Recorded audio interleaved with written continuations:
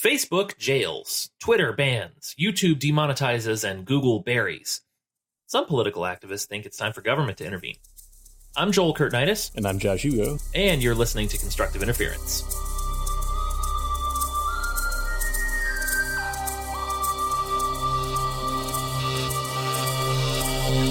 The internet, that inexhaustible source of knowledge from which we harvest a bounty of memes and cat videos, and where we pour out our selfies and blog posts and abusive comments on each other. Just a wonderful place to be. Well, hold on, though. I heard the internet was going to shut down a couple years ago because of net neutrality. So it was going to be gone. I mean, it should be dead now, right? Yeah, Time Warner was going to take it over, and we wouldn't be able to get any Netflix anymore because they would ban everything that wasn't from their studio. And did that happen? Well, yeah. I mean, that's why we're recording and producing this by Smoke Signal. It's taken a while. That's kind of cool. I think about how that might work. That we kind of need. the complexity would be something. It would. But yeah, no, there is still an internet. The apocalypse didn't happen. But the idea of government control of internet, it's the thing that won't die. It just won't die. And it's because it's the holy grail for politicians, right?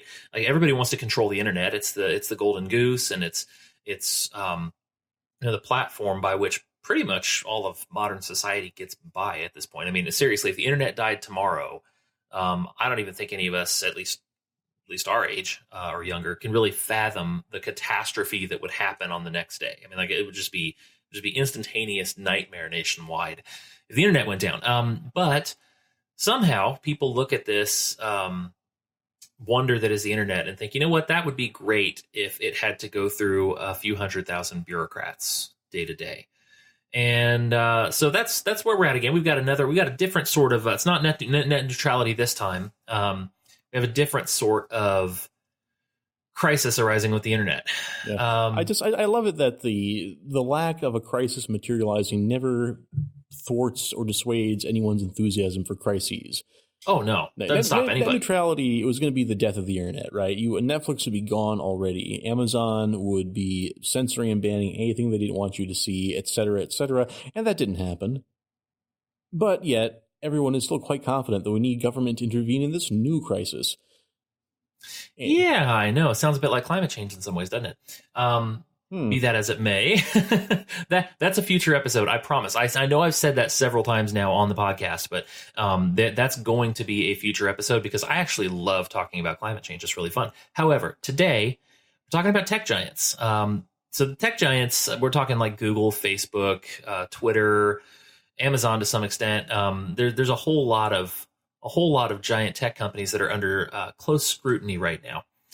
And the claim is bias. I mean, that's sort of at least for the social media platforms and the search engines, those types of tech giants, the claim is bias on political grounds, on economic grounds, whatever. There's bias, and it results in censorship, and it results in people playing favorites with who's talking on the internet, which, to some extent, I think would have to be unavoidable, right? I mean, you would have, ever since the internet was invented, you would have some people with louder voices than others, just, if nothing else, because of skill in navigating it.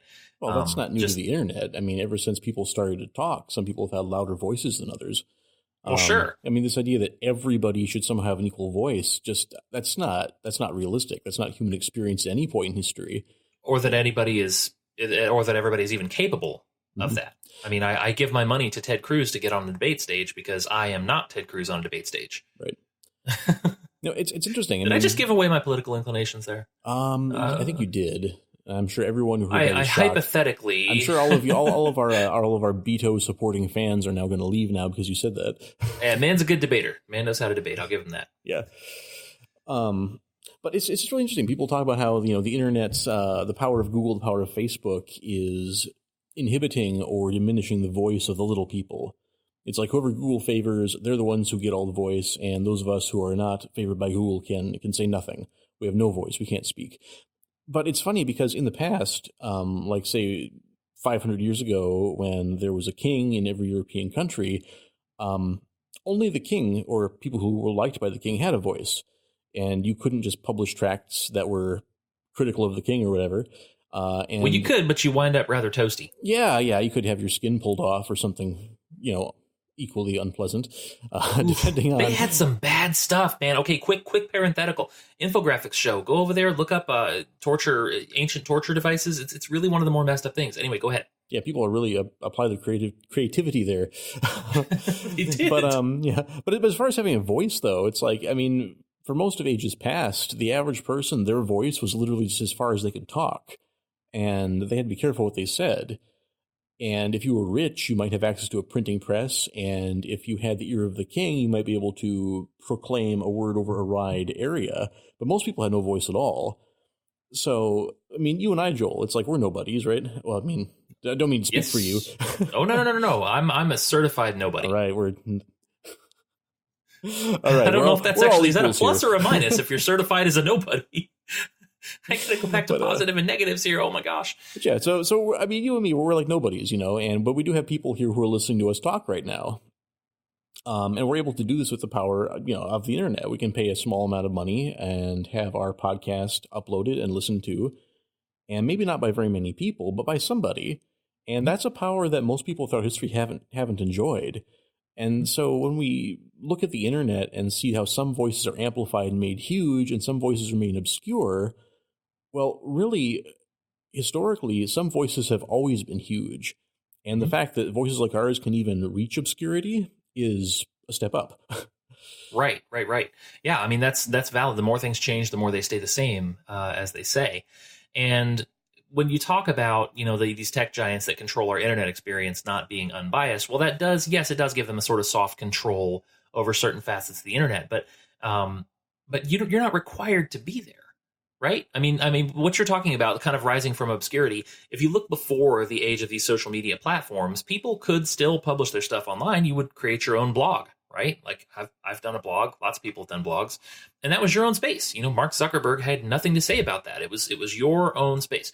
Now, whether that space had any reach or any influence or people could actually find it, that was basically a question of your marketing skill, right?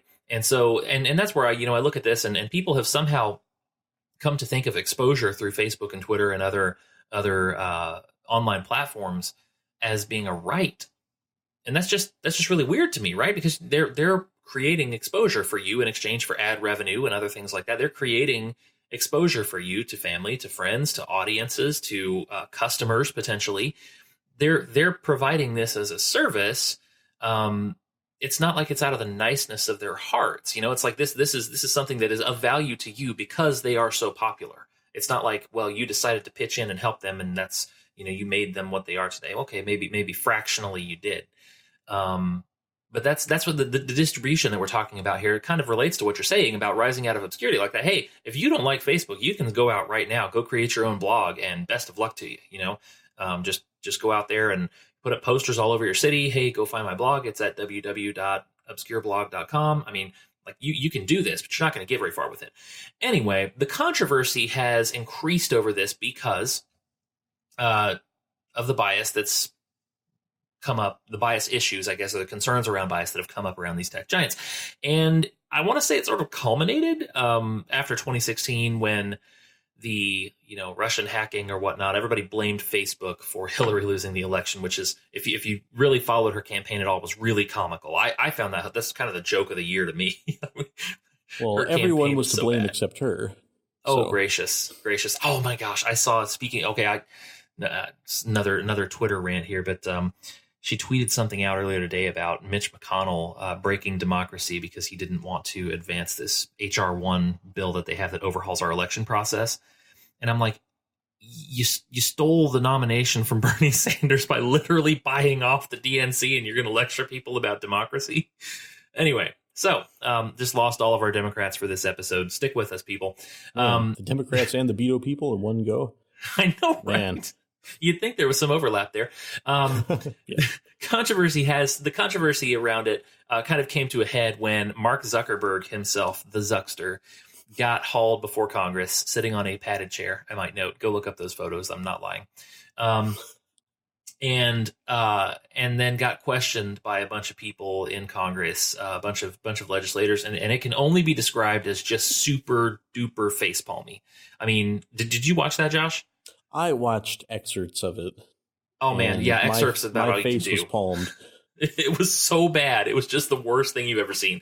I mean, people questioning Mark Zuckerberg on, search results and what ads come up on their kids' phones, and just unbelievably out of touch questions. Asking specific questions. So, Mr. Zuckerberg, can you tell me why this specific ad came up on this person's phone at this time? I know. And like stopping and expecting him to answer that question. It's like, what? I can't imagine. Like, I wish I could have been a fly on the wall in his place when he got home that night. Like, I just wish I knew what was going on. I think he probably just collapsed in a heap in the corner. Yeah, probably. Yeah, that's what I would do. Started drafting up his plans for a 2020 run. Yeah. He's going to be the late Democratic dark horse, Zuckerberg. Okay. Yeah, hey, you never know. It's not as far-fetched as you might think. I mean, Oprah was considering a few months ago, so... Oprah would win, but that's a tangent. Well, true, yeah. All right, so anyway, so what we're looking at is basically a rehashing of the fairness doctrine. I don't know how many people remember the fairness doctrine, but I think the modern manifestation of that is the question of online censorship and social media platforms, because do social media platforms have an obligation to present equal opportunity to all opinions? I mean, is this something that they owe people? Is this something that they owe America? Because when you talk about it, a lot of the context in Zuckerberg's fiasco was that they acted like this was a public good, a public utility, a public property, and that Zuckerberg was just there to answer to them as a manager of this. I mean, why have you let Facebook do that? I mean, it just seemed really weird to me that there was this sort of possessiveness of a bunch of legislators about Facebook. Did that strike you as odd? Oh yeah, like you said, it's like Facebook is like some sort of a natural resource, like a national park or a lake or something, and Zuckerberg is the manager of this park. And like, why haven't you fixed the plumbing in the park, Mr. Zuckerberg, as opposed to it being something that he built? Yeah,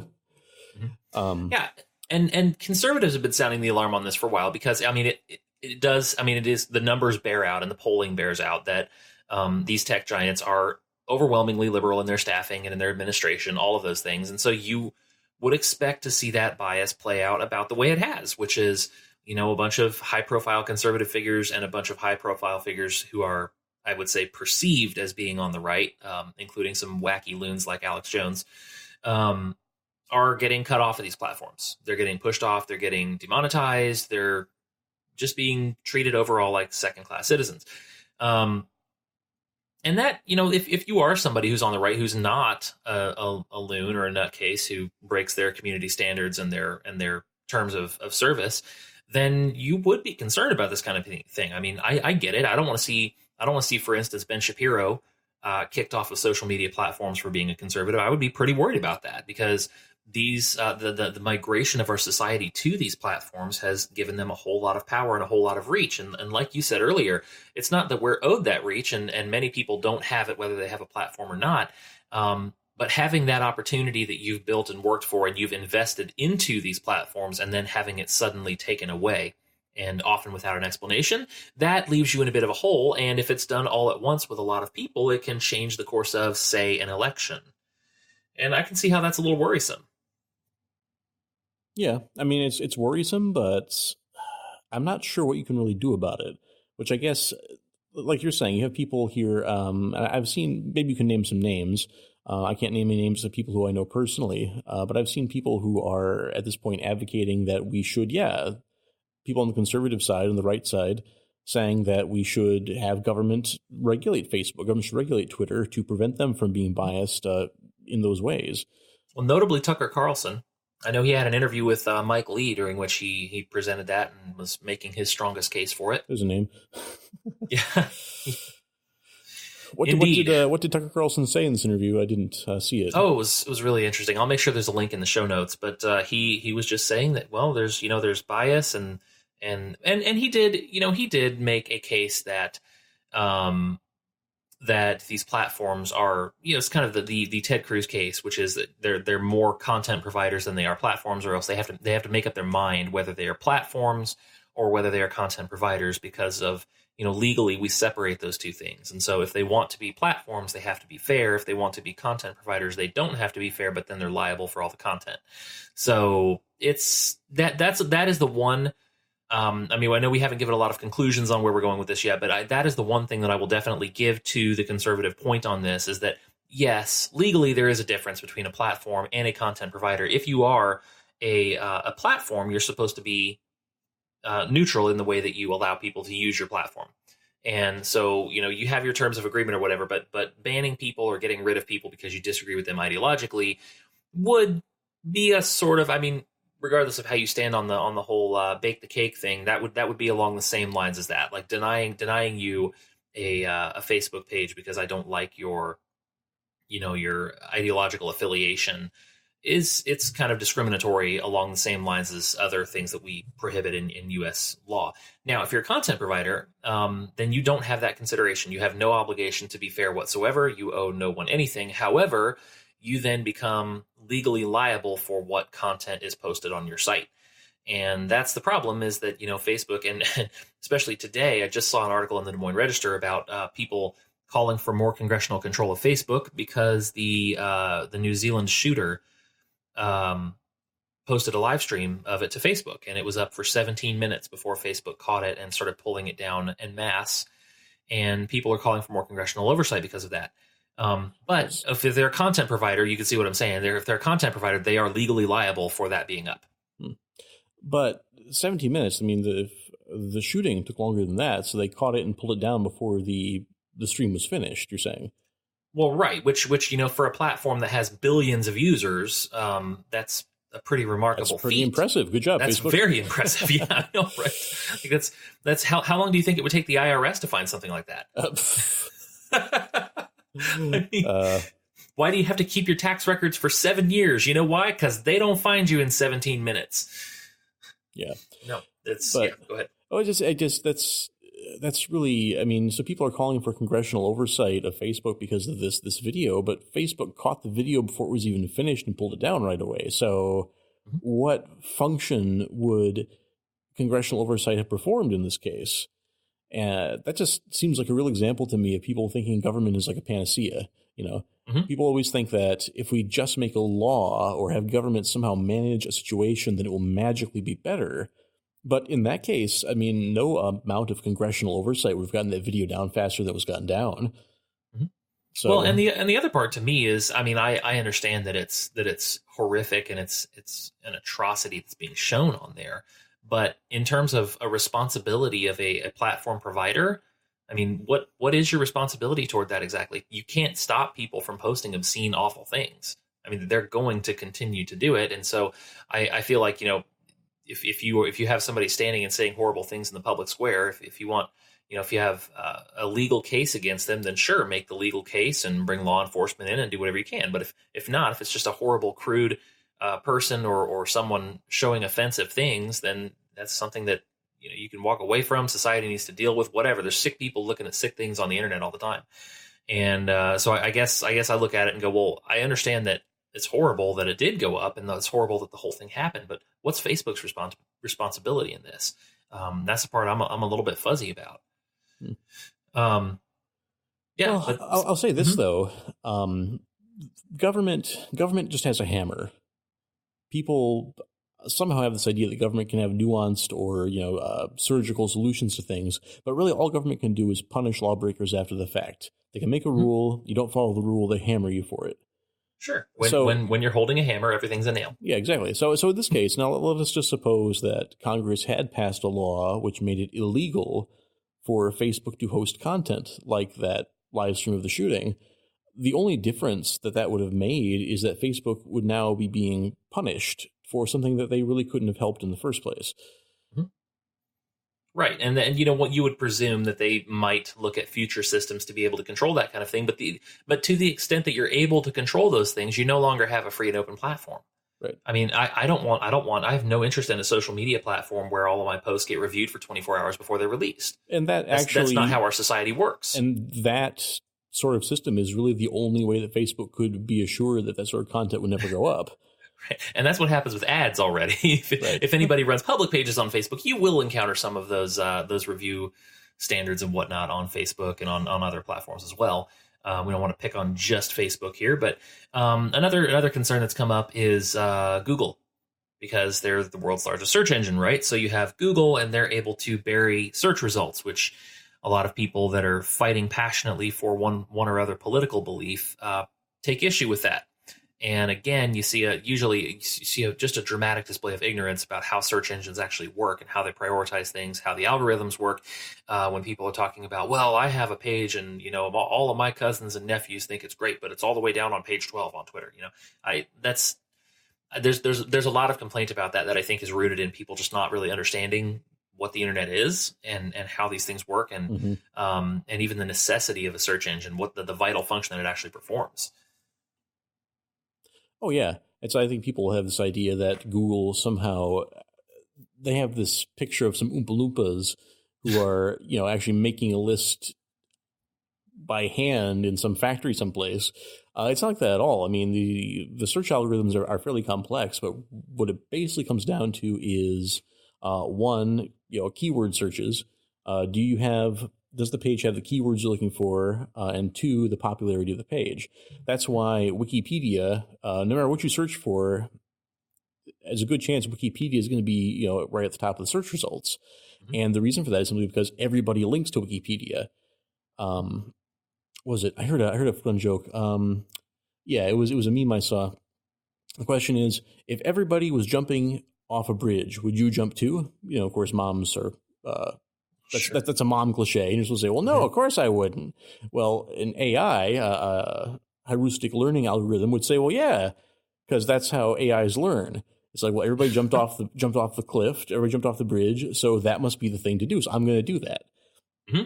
Mm-hmm. Because AI is really dumb. That's all it can do. So Facebook results, it's like Facebook, or not Facebook, but Google results.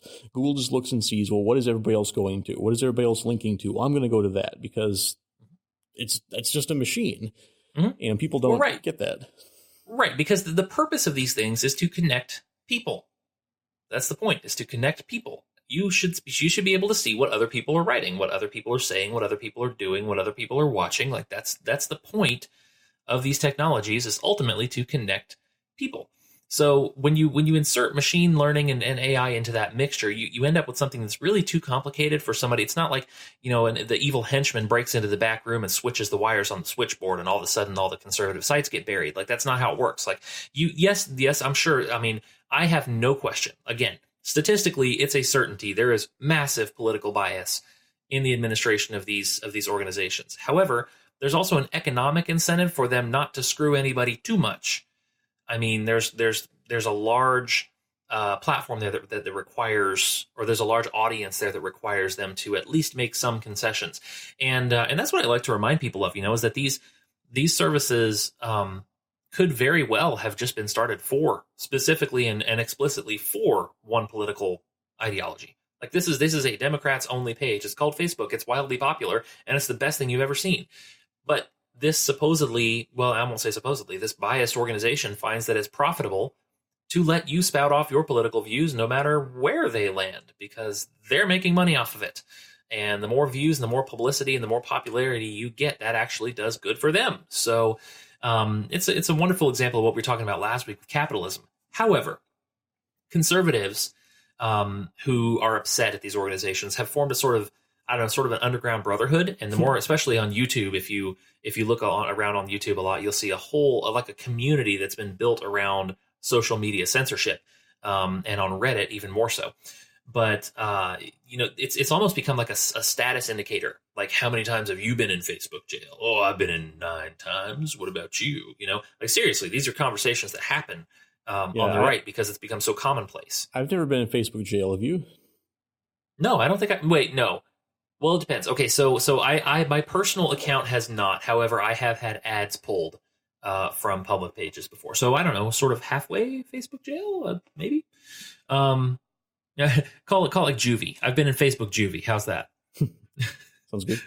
I never have. I mean, I've found. I mean, I've never been in Facebook jail, and I post things that I think are to my mind, are controversial, I guess. But it seems like if you're kind of smart and you avoid saying certain like offensive trigger words, which are words I won't say, and phrases I won't try to explain here on this podcast.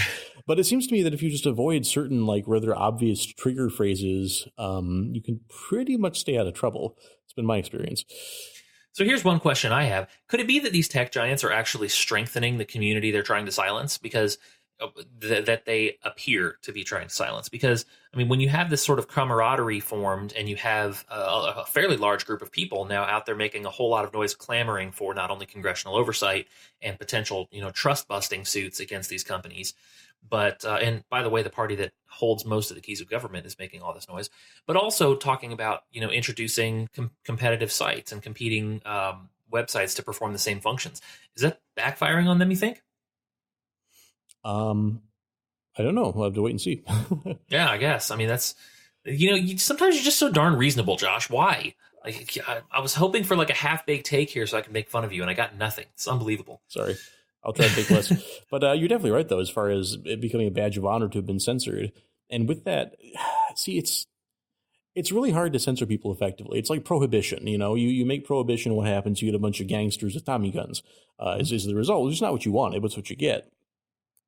So here we have social media people, giants trying to censor certain viewpoints, and all that really tends to do is legitimize the people with the wacky views. You mentioned Alex Jones earlier. He's the man who famously said that the chemicals in the water are turning the frogs gay. That guy. So Alex Jones is, I'll just say what I think of him. He's a wacky nut job. But the fact that Facebook and Twitter have taken him down and won't let him post gives him legitimacy, because he's one of those conspiracy monger guys who's always talking about, whatever Illuminati proxy he's ranting about that day, and saying how they're trying to brainwash us, they're trying to keep his message down or whatever. And if he's being censored from these platforms, that just legitimizes what he said, makes him seem more genuine. Mm-hmm. Yep, turns him into a victim. Yes. And victim culture, like it or not, exists on the right as well as on the left. We've talked about that a bit on the podcast before. In the victim culture on the left, if you are somewhere on some victim index that gives you prestige in those leftist social circles. But then again, here we have, if you're perceived as having been harassed, by the social media giants, that gives you the same sort of victimhood prestige on the right. So definitely, I think definitely is a backfire effect there. Yeah, I think so. And I mean, ultimately, right now, sure, it's just small time. There's just small groups and fairly small names that are being affected. But the problem is this whole thing is going to come to a head pretty soon, I think, if things continue the way they are. And that's because the left has now sort of mainstreamed the notion of mass reporting in an effort to get people banned or censored. And it's just sort of a graduation of the college technique, right? Which is reaching ridiculous proportions, where, if I hear anything I disagree with, that causes me to feel unsafe. So I go find a bunch of other people who also find this offensive, and then they go out and mass report that this person has committed horrible acts against humanity, and therefore Facebook or Twitter should ban them. A pitchfork mob. Right. The pitchfork mob, right? So that there's this mass reporting that's going on now in an effort to get people banned or pushed out or jail time or whatever. And the problem that I see with that, one problem I see with that is that it's backfiring in a commercial way as well, not just a PR way, but ultimately you can only do that so many times, right? Because Alex Jones has a sizable following. And so did Gavin McInnes, another conservative commentator who got kicked. A lot of these folks have sizable audiences, and these sizable audiences are not just going to, walk away from the internet, stride off into the Canadian woods and live out the rest of their days doing lumberjack stuff. Okay, as fun as that would be, that's not what they're going to do. They're going to find another place to express themselves. They're going to find other platforms that want that traffic, and they're going to exploit those instead. And that's the problem that we're seeing right now. And there's been a strong case made. I don't know if you follow Tim Pool on YouTube. If you don't, you should. It's going to be Timcast is where you'll find that. Also, he has a distributed newsroom at Subverse. I know I put in a plug for him once before. However, he spent some time lately discussing the future of Twitter and Facebook, and he's making a pretty strong case that while these giants are surviving, they don't really enjoy the market share they once did, and by some metrics, they're already in decline. And he attributes a lot of that to this very kind of thing, where they're not allowed as platform providers, they're not allowed to sit on the sidelines anymore because there's a group of people that is insisting that they get involved and start censoring and banning everyone. And so to keep them happy, they get on there, go censor people, which then in turn makes the other side happy. And the more that they become players in the political arena, the more they as a company lose. Mm-hmm. And nobody wins in that, because let's just say they go hardcore for the green team. We'll say we got the green, the purple teams here as far as politics. But if they go hardcore for the green team, then the purple the green team's not on the internet, dude. Wi-Fi causes cancer. Oh man.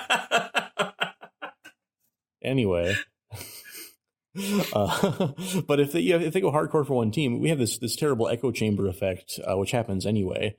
People choosing to be friends with or choosing to follow pages that they already agree with, and so they don't ever encounter dissenting opinions. Well, if Facebook or Twitter or whoever starts playing hard for one team, then one, the opposing team isn't going to be there anymore, and two, the team that is there, they no longer have. If all you have on the whole site, on the whole media platform, is just one big echo chamber, then what's the point of it? It's like the whole point of these things, like you said before, is to facilitate communication, for people to be able to discover new ideas and to connect with each other.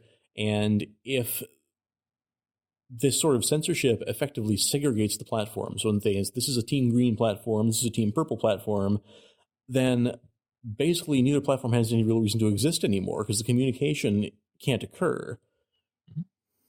Well, yeah, and this is the part, a lot of times we start off talking in more subdued ways about things that are going badly. When we talk about the censorship problem here, that's bad. But this is where I get kind of excited talking about the issue, because I want to see what the internet will do next. I want to see what happens next. Are we going to continue to have these same platforms where people are sort of slugging it out and have these community standards and people trying to ban each other or get each other banned and whatnot? I mean, is that going to continue that way? Or are we going to have a different model that goes more, now that the skill gap has been reduced considerably in the online environment by, things like WordPress? Are people going to be more involved in building and marketing their own sites? Is it going to become a sort of, a phone bookish directory instead, where you rather than hopping onto somebody's public platform like Facebook, you have an interconnected web of private spaces that are more customizable, that are more convenient? I don't know. But that's kind of exciting, right? Because the internet is nothing if not adaptable. You try to shut it down in one way, it's going to come somewhere else. Like it's going to show up somewhere else. And that's where I think there's so much opportunity right now, because it is possible. I mean, Facebook has done a remarkable job. Facebook in particular. Now, Google's the same way. YouTube, a lot of these other platforms have been very flexible and very innovative. And I give them full credit. Somebody with a day job in the tech industry, I know you do too, Josh, I give them full credit for innovation. Tremendous work. And Facebook in particular has absorbed all the best parts of its competition. And it's kind of brilliant. I mean, everything that somebody like my favorite one is Facebook Marketplace currently, which is like the best place to buy things. And I was a huge Craigslist user, and I never touch Craigslist anymore because Facebook Marketplace does the same thing, but it does it so much better. There's more trust, there's more transparency, there's more better interface, there's more adaptability, there's more communication. Like everything that Craigslist did that made it valuable, Facebook has taken it and done it better. So looking at that, I'm going, okay, so it still can be done. Like there's still so many avenues to innovate. I think we can see this platform take some really exciting turns in the future. I think that, we look at future ways that influence can be moved, especially in election years. I don't know if Facebook will always be the deciding factor. I mean, look at all the things like you were mentioning earlier, Josh. Look at all the things that we used to have on the internet that we don't have now. What is the future going to hold on this? I think it's tremendous. And we also have a younger generation coming on who, like, I got introduced to the internet when I was a teenager, right? Like I was just, I guess not. Yeah, I would have been right around teenage. I would have been beginning of my teenage years.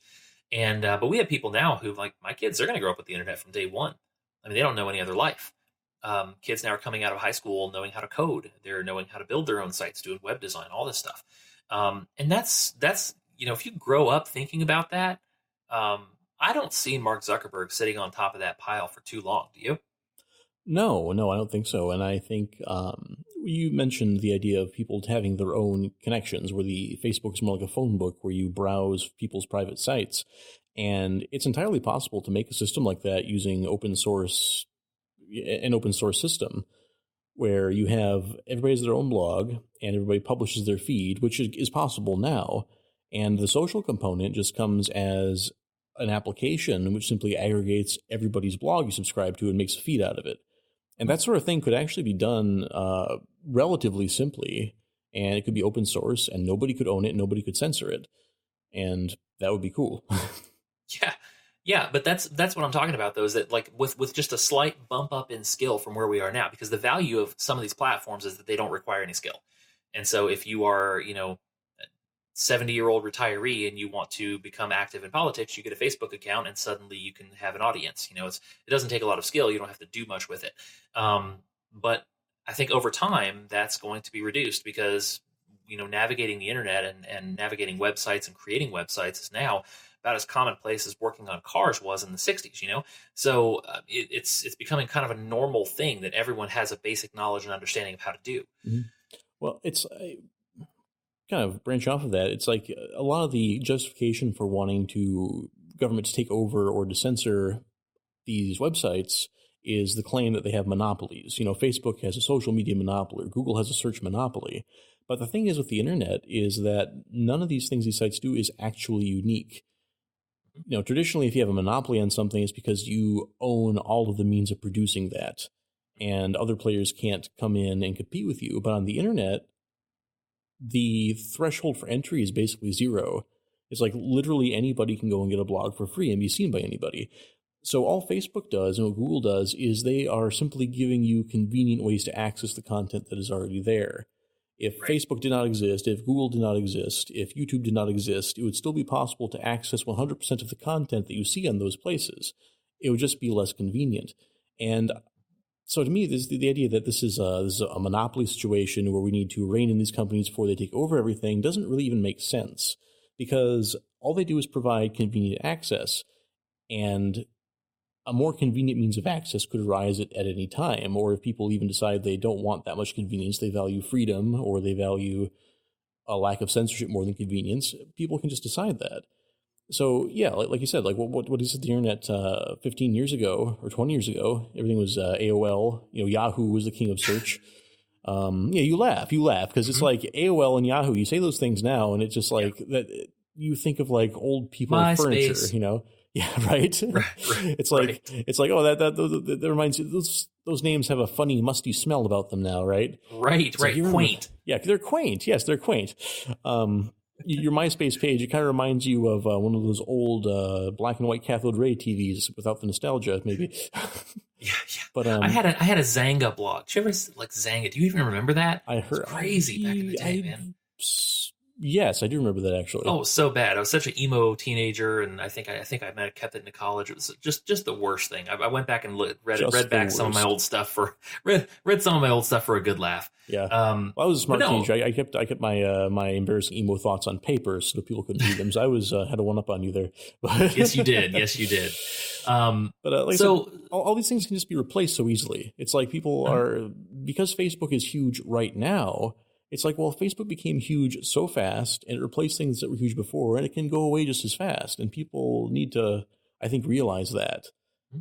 And here's the cool part about capitalism. When it does get replaced, odds are whatever replaces it will be better. Like that's just sort of the way capitalism works, is that things become popular because they are better, more easily accessed, more usable, more valuable than what they're replacing. And so that's a good thing for us as consumers. And so that's where, when I see conservatives talking like this, my challenge has typically been, come up with something better. If you want to see, like, no amount of, belly aching about Facebook and about censorship and whatnot, none of that is going to phase Facebook. You're not big enough to do that. If every conservative in America tomorrow showed up at Washington, D.C. demanding that Facebook go down, it's not going to happen. They're too big for that. But what you can do is out innovate them. What you can do is remove your leaning from the conversation and come up with something better. Now, see, this is why I don't think many of the alternative platforms to these social media giants have succeeded so far. And I think it actually comes in with a lot of the problems that we talk about when we talk about storytelling, movies, or games, or whatnot. People go into it looking to propagandize rather than to tell a story. In this case, it's the same thing on the right, where you have people coming at this saying, well, let's start a conservative social media site. No, start a really, really, really, really, really good service oriented, customer oriented social media site. And then hopefully conservatives can flourish there too. And you have to do that with the understanding that liberals will use it too. Sure. Right. But that's the difference is the goal. Like, is your goal to create the best site you can possibly have, or is your goal to create, a common place where people who are rejects from the other sites can commiserate? Because if it's the latter, you've capped your audience right there. Because if I haven't been banned from Facebook, I'm not interested in joining you. Your site is not as good. I can't do anything. Like, sure, I can get on there and talk to other conservatives, most of whom I already know and already have, traveled with them in other social media circles, or I can go back to Facebook and go, hunt down the new stuff, new furniture I need for my house on Facebook Marketplace, and talk to my long lost relatives on Messenger, and all the other conveniences that it provides. And so, like, yes, I think if you can have alternative platforms, and I think we should. I think we should absolutely pursue them. There are a couple that are really intriguing to me, but I think the failure of some of them, and I'm gonna name drop Gab here, okay? Yeah, it's Gab not great. it's not great. It has an opportunity. They have an opportunity. Look, they had a good idea. The problem is the marketing has become 100% Twitter is bad, and if you are a dissenter, you should come join us. It's just politically driven, and I don't care that much that I'm going to kneecap myself in my online life so that I can make a statement. That costs me. That doesn't cost Twitter. That costs me. Yeah, you can say Gab's whole hook, from what I've seen, is just like they're the home of free speech. No censorship here. I'm like, well, I don't have any problem being censored, so why would I care? Reddit, everybody. Yeah. Reddit. There's a lot of places where you can go for all the free speech you want and much, much more. But another site that I've been looking at lately is Minds, Minds. This is an interesting site. I like the format of it. It has a unique aspect of it that actually uses cryptocurrency and allows people to prohibit or promote content using cryptocurrency exchange, which is an added convenience feature that I do not currently exploit on the other sites. And so that's one potential thing that I think that the right could have a leg up on if you wanted to support that. I set up an account this week personally. Anybody interested there, you can look me up, Joel_Kurtinitis, Kurtinitis, shameless plug. But I think that's a good site. I think that's a good concept. You have to find something innovative. You have to innovate. Complaining isn't going to get you there. And that's kind of a theme that we have on here a lot of times. Yes, they make terrible Star Wars movies. Complaining isn't going to get you there, right? Great fiction. They make terrible games, and terrible journalists cover those games. Do something about it. Go out there like Jeremy at the Quartering and create exclusively games. The site that is going to be all games, no politics. That's the type of thing. There's a demand for these things. Make something better, and people will come to you. But if you use government to break this up, alternatively, like people have been suggesting, I feel like you could end up in just a terrible, terrible place. I mean, like, if anybody, look here, I'll just say this. Anybody who's spent any time on a government website should know better than to ever let the government touch the internet. Don't ever let it. Like, they can't run their own websites. Go try to find the text of a Senate bill. It's just the worst thing you've ever done. Like, it's like pulling teeth to find anything on a government website. And this is despite them having copious amounts of money to throw at it. Mm-hmm. I mean, it's not like they have one dude volunteering his time from his parents' basement. Like, that would probably be better, to tell you the truth. They're throwing massive amounts of money. I mean, how much money? Do you remember the figure, the dollar figure of how much money they threw at the Obamacare website, and then it crashed on day one? Billions. I don't remember how many. It was a lot of money. Enough to build a Trump wall. It was unbelievable. It was a lot. It was millions and millions of dollars they threw at this thing, and it crashed on the first day. And they couldn't bring it back up for a considerable amount of time. And I'm like, these are the people who want to regulate the internet. These old men who are pitching questions to Mark Zuckerberg about why their kid's iPhone shows an ad. Like, those are the people they want in charge of the internet. That scares me to death, man. And that's what scared me about net neutrality. Mm-hmm. Like, that's not what we need here. We need better platforms. We need better service, and we need more innovation. That's what's going to save the internet. Yeah. But one quick point here at the end is that People are afraid of Facebook having a monopoly. The biggest barrier to entry for many businesses is government regulation, having to conform with and obey government regulation, the costs that go with that. So if you're concerned about Facebook being too big and Facebook having a monopoly, the last thing you want to do is have government impose a bunch of regulations that only the big players like Facebook and Google will be able to comply with, because those sorts of regulations will freeze out little guys because they can't afford to comply. So if you want Congress to regulate Facebook, you're pretty much giving Facebook the monopoly that you say you're afraid of. Mm-hmm. That is typically the case, and that is a case that we will have to make longer at another time. So what do you think this future of social media is going to be? You are esteemed listeners. What sites do you use right now? What apps do you use right now? Are you pretty much stuck on the big 3 or 4? Or have you moved on to other sites? Are you looking at other social media options and trying to hit those up? Let us know this week on the aforementioned social media. Of course, you can find us on Twitter at The CI Show and on Facebook at facebook.com/The CI Show. And by the way, I want to give a big shout out here to everyone who's taken the time to share our episodes online. I just can't express how much we appreciate it. Last week's episode on socialism was fantastic, set a new record in listens for us, which is great because now Josh and I don't have to go dumpster diving for supper. No, seriously, though, you guys are great. Thank you so much for the likes, the comments, the shares. Keep it up. It means a lot to us that you check out the podcast and share with others. We will talk to you wonderful folks again next week. Thank you so much for listening to Constructive Interference.